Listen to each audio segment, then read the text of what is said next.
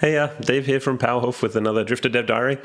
Today I want to talk about choosing your narrator. So basically talking a bit about sort of writing style stuff, and if you've got a narrator in your game, the voice that they use, I guess, to speak in the game, who they are and what they say and how they say it.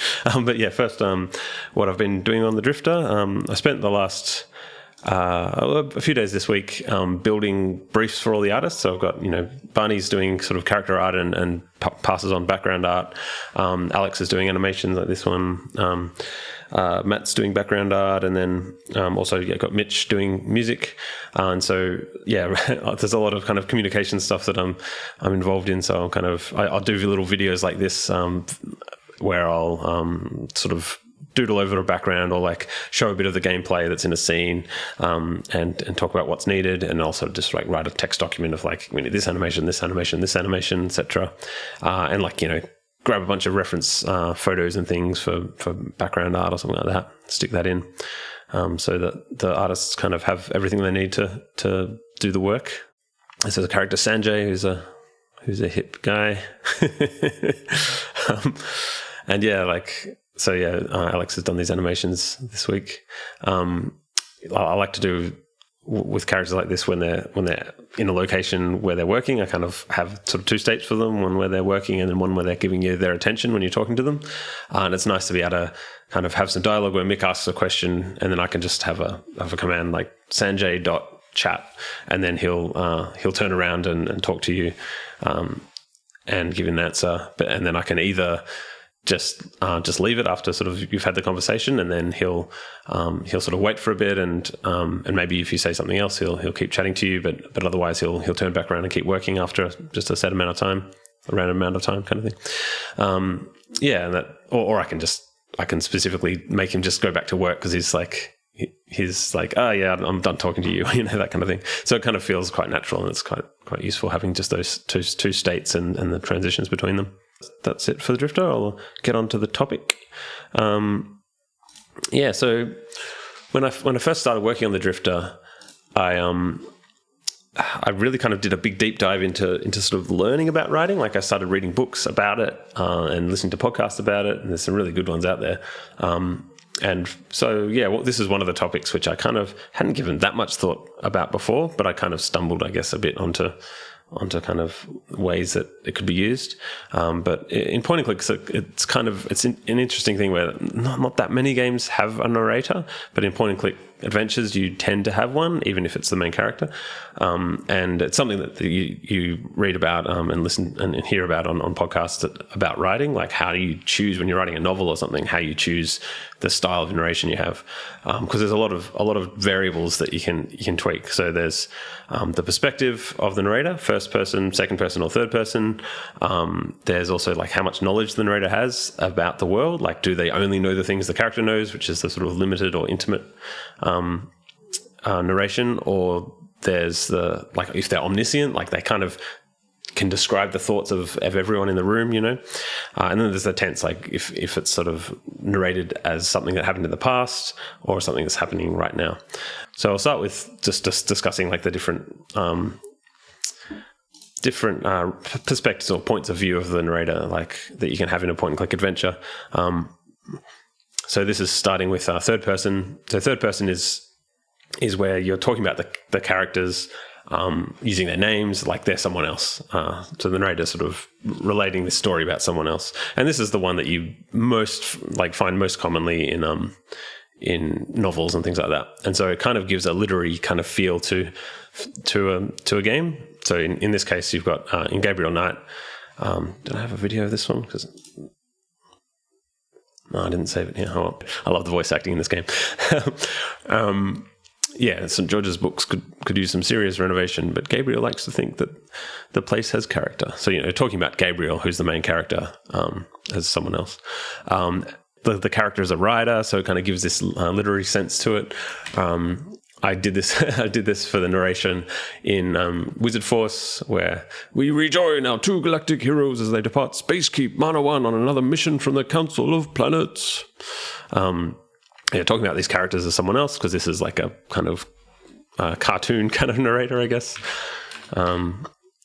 But then mostly the narration in this game was the characters talking themselves. So I wasn't using a narrator big pop-up box or like anything like that.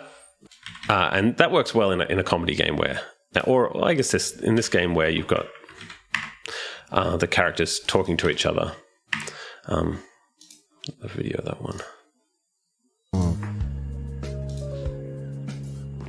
The floor's making noises, Maldrick. Oh, stuck under it. Stanley Parable is another good example of a third-person perspective, talking about Stanley as a sort of who's the main character.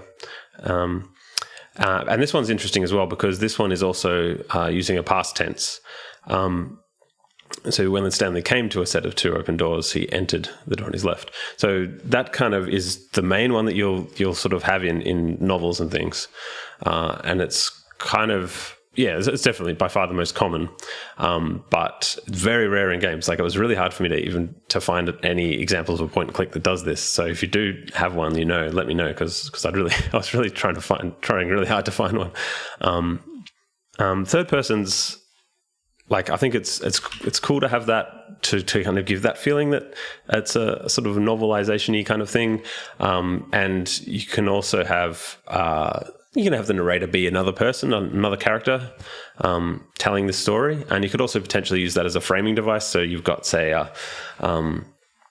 you see this sometimes in novels where you've maybe got someone who's writing a letter and the book is kind of told from this perspective of someone who's writing a letter, which is about these characters, which think, events happen to, that kind of thing. There's a lot of ways of doing it. So I played this one recently that was made in PowerQuest called Tourist Trap. And that's got this framing device where it's really meta and weird. And actually I probably can't say too much because I'd spoil it.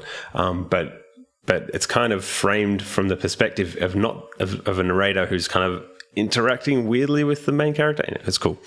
But yeah, it's the second commercial game to come out that's a PowerQuest game, and also the second in a month. So it's pretty cool. Stuff's happening. So yes, the next one I'll talk about is second person, and this one's actually really rare to see in a novel, because this is talking about where the narrator talks to you as the player, or to you as the reader. So the breeze is cool, but you feel a shiver deeper than just the cold. You're on your own in a very dangerous place. So the old, very old kind of style of games tend to do this a lot, especially text adventures and things like that, because it was always treating you as always talking to you as the player. So you pick up the spanner, you look over the edge of the cliff or whatever. And this can be told in two different ways as well. There can be told from an omniscient kind of perspective where the narrator kind of knows what everyone's thinking in the room and knows all the things about the world, or it can be told just from what the player is able to observe. So in this Space Quest one, meanwhile, another spacecraft touches down elsewhere on the very same planet. So that's told from this omniscient sort of narrator who knows everything that's happening in the world. He knows the characters, what all the characters are thinking. The alternative to that is something where you just see what the main character is thinking, or just a limited amount of characters are thinking. So this is giving Pens, the main character's perspective on Otar, the Uplander. So he seems to be enjoying his ale. Not sure he's had a pint since we were run out of Willow's Dean. So if you use the omniscient style, you're kind of more just telling things rather than showing them. So I guess a way of rephrasing this into an omniscient style would be Otar thinks to himself how much he loves the ale. He hasn't had a pint since we were run out of Willow's Dean. So it's kind of, I'm sort of mangling this. But basically you could sort of say Otar is angry at you. That would be a thing you could say in omniscient. And that's kind of telling the player that this person is angry. And so I think what tends to be the better way to do it, and especially in modern novels, this is how it's done for the most part, is to say, to sort of show what's happening rather than telling. So the whole show don't tell. So you show that by saying something like Otar slams his fist down and shouts at you. That's like Otar showing that he's angry. He doesn't need to say Otar is angry. It just shows you that by the way he acts or the way he talks. So that comes into narration too, another thing to think about. So now we go to first person. So first person is where it's using like I or my kind of pronouns. I'll show you this one. So yeah. Shards of glass twinkle in the polluted air as they race Button's head unit to the cyber street below. Stepping out onto the windowsill, I hailed a hover taxi, because it's the future.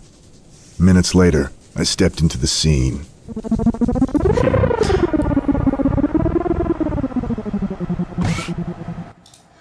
Yeah, so this is a game I did, Murderside, which is very silly. And this is using a past tense, but it's the first-person narrator. First-person is very, very common now.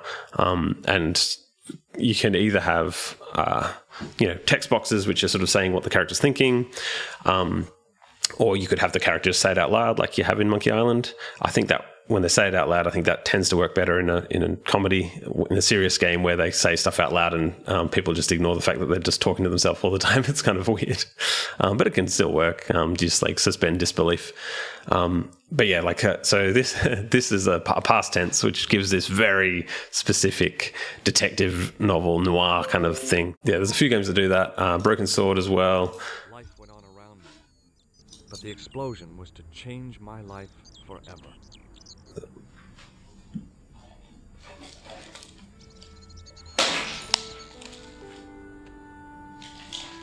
Hope you can hear that. Article referred to the visit of a So that's Nobel past Prize tense. winner from some unpronounceable Eastern European state. That was the only news story. And again, it sort of gives it a feel like it's a something that's been written, like you're reading a novel. So kind of this literary style, which is pretty cool. Yeah, I did that a bit in Coat Rack past tense as well. The bottle was mostly full of what I assumed to be a soporific. So it's still first person, but past tense. Yeah, as I picked myself up, all I could hear was the ceaseless drone of traffic. So there's some other things you can do. Like in this game, the narrator, I chose another character for it. This is kind of the framing device I was talking about. So this game is framed as a TV show it's like live to air. And so you have a producer in your ear who's telling the main character what to do. And that's kind of the framing device. All right. I really wouldn't recommend touching the teetering bucket of deadly snakes. Yeah. And now we come to first person with present tense, which gives a kind of a lot more immediate kind of feel.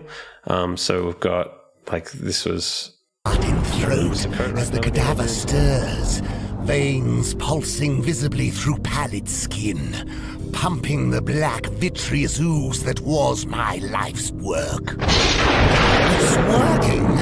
Rise! Rise!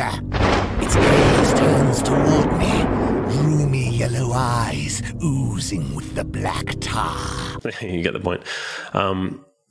So that gives this sort of sense that things are happening right now, which I think works quite well. And I first did this with Peridium. It works really well for action stuff. So you'll see it in some action thrillers where they want it to feel like, oh, this is all happening really fast, and and the character is leaping out of the way of a bullet. They didn't leap out of the way of a bullet at some point in the past. They're leaping out of the way of the bullet right now. And so that the first time I tried this was with Peridium, and I was really excited about how well it worked, because it was. I think when I wrote this game, because I wrote it so quickly, I messed up and did it in past tense a few times because I wasn't used to it. But it was a bit of a revelation, like how much the style, just changing the narration can really adjust the style and add atmosphere to the game. The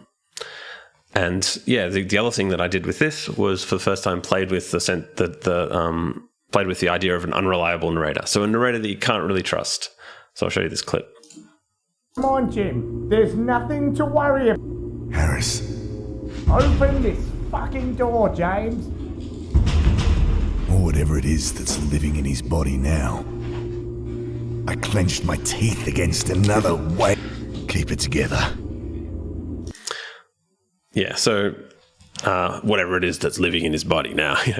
What I really liked about this game was the narrator sort of describes things, but then the player gets the sense that is that is something really living in that guy's body, or is he just kind of being, kind of reasonable? Because he's like, who is the bad guy here, and so everything the character says, you start to question, like, is he just seeing this? Like, there's this like scary body thing here. This is right at the start, so I'm not spoiling anything. What you got? Kneeling down over the body.